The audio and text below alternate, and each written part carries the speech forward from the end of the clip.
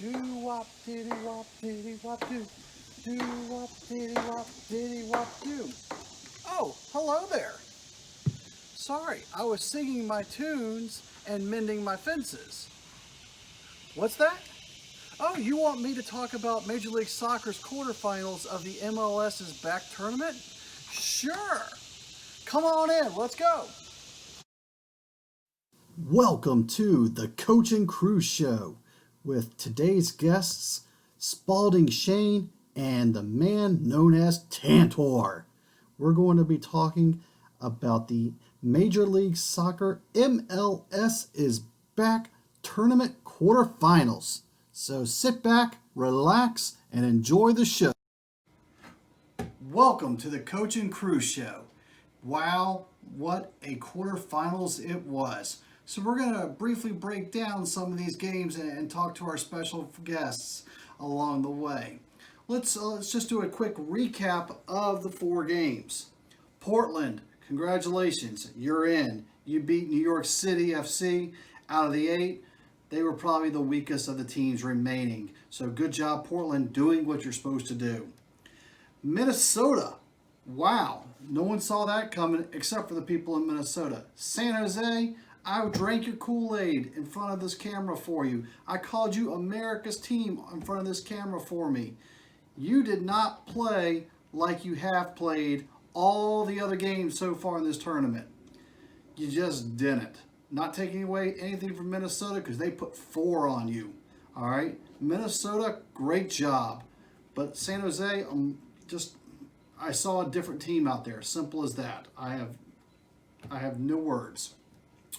Philadelphia, you're still riding your goalkeeper Blake, the Superman cape that he is. Okay, great job. You got past Sporting Kansas City. You're in the Final Four, and so we'll see how you do.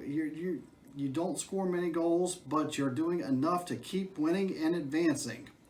Lastly, wow, what a game it was. Orlando City and LAFC, okay? Will Ferrell and Colin Hanks were not in attendance, but cheering on the superior team of LA along the way. But we're going to break down real quickly why LA won. For starters, though, let's replay that Nani kick that sent them into the semifinals on the PK. And Nani scores this time. Orlando City have pulled off the upset. They have knocked out LAFC. They have advanced to the MLS's Back Tournament semi. Look at the stats here. They don't lie. Stats might be a little bit hidden, but this is why I'm here for you, okay? Orlando passed at 5% better, but if you connect at 5% better against a better team, that's to your advantage. And I know that sounds redundantly stupid, but think about how to pull an upset. You pass better than your opponent, and that means midfield, okay? You also controlled the tempo. Yes, LOA had some windows where they were pressing hard for good 6-7 minute windows, but overall, Orlando controlled the pace. Here's a big one for you. Aerial balls. Okay? 63% of the time, Orlando was winning the ball in the air. And then a last hidden stat for you, long balls. Orlando was connecting on over 50% of their long balls, where LA was just above 1 out of every 3. And those, my friends, are some of the major differences to why this game got sent to PKs and ultimately Orlando came out on top. All right, so that's my take of the quarterfinals. Now let's cut it over to Shane and Tantor.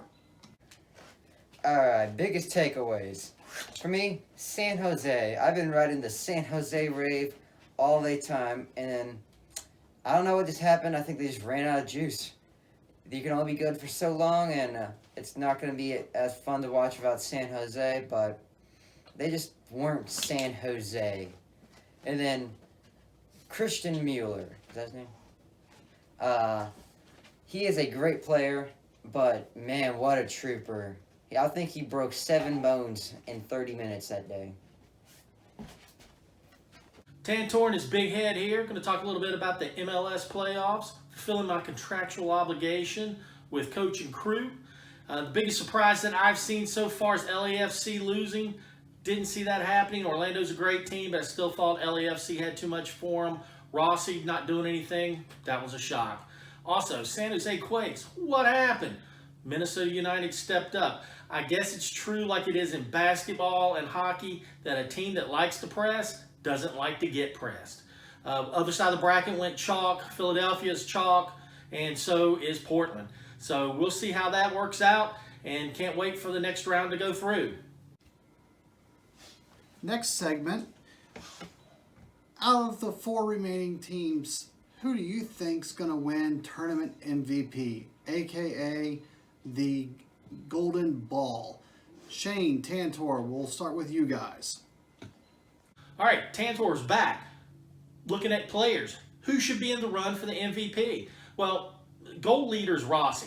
He was in line for it, but you have a quarterfinal game and you don't show up. I didn't even know he was on the pitch in the first half. So kind of got to let him go. Akinola with Toronto. Akinola did awesome. And then the last game he couldn't make it. He was injured. So I think he didn't step up, didn't put his team through. My favorite player to watch is Nani, but his stats really aren't that good, even though I think he is the straw that stirs that drink of Orlando. I've got to go with my man. It's a little bit off the beaten path here, but it's Blake in goal for Philadelphia. Philadelphia Union, they're in the semifinals because of Blake. Blake's a Mason. He's out there. He's built a brick wall in front of his goal. It can't get through. Balls can't get by him. He is the best keeper in MLS, no question about it. He has shown it, and he is fantastic. He should be the MVP. I hope he takes his team all the way. Hang on, what's that? Breaking news coming in. What? Okay. Breaking news, folks. Apparently, bandwagon Big Daddy is switching teams again. No longer is he... Yeah, okay. We all right? Okay. No longer is he on board the New England Revolution. Let's cut there live and figure out what's going on now.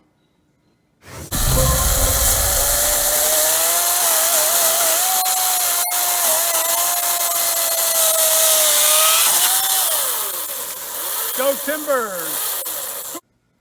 That was breaking news from Big Daddy saying he jumped teams from the New England Revolution to the Portland Timbers. I guess we know who he's going to pick come for the rest of the way and then win the championship. Shane, back to you.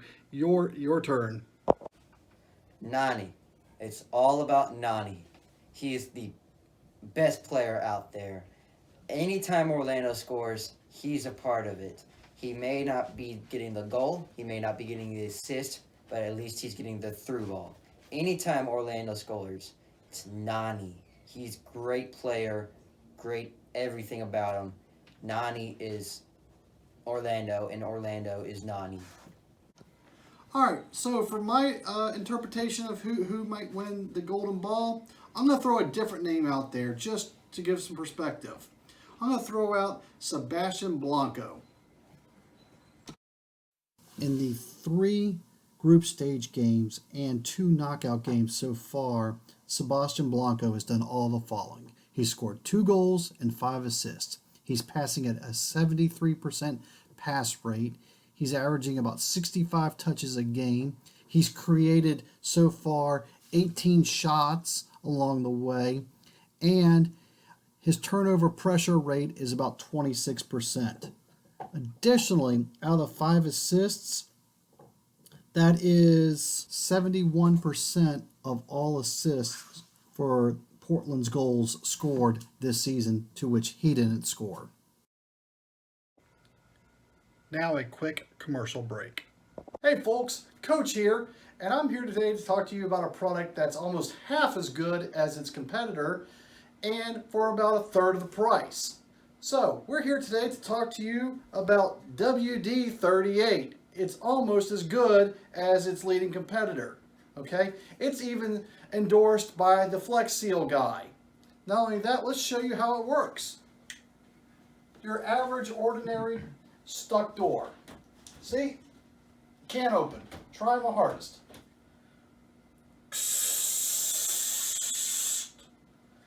Now that I've sprayed the WD-38, let's see how it does.